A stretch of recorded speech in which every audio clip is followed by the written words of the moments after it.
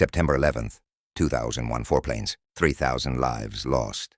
But there's one name you've never heard. One hero, deliberately erased from memory. Why? The morning started like any other. United Flight 93 Newark to San Francisco. In the cockpit, two men with everything to lose.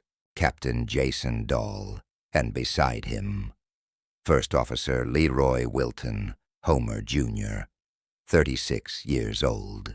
United States Air Force Major. Desert Storm veteran. A father to a 9-month-old daughter. A black pilot. In a world that rarely acknowledged his existence. 8:42 a.m. The cockpit door explodes open.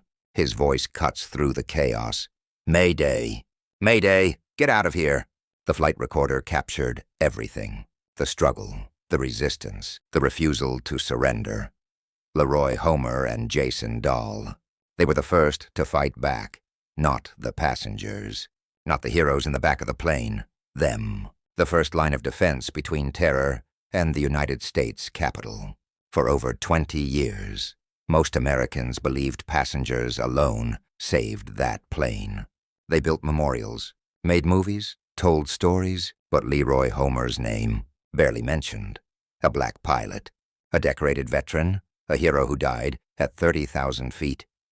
Forgotten, not because he didn't matter, because his story didn't fit the narrative they wanted to tell. His daughter never knew her father's embrace, never heard him say "I love you" beyond those 9 months. She grew up in a world that celebrated Flight 93, but rarely spoke her father's name. 44 souls refused to let that plane become a weapon. LeRoy Homer was one of them. He fought in the cockpit while others fought in the aisles. He died so Washington could live. The plane crashed into a Pennsylvania field. Not the Capitol, not the White House. Because heroes like LeRoy Homer Jr. said, "No more."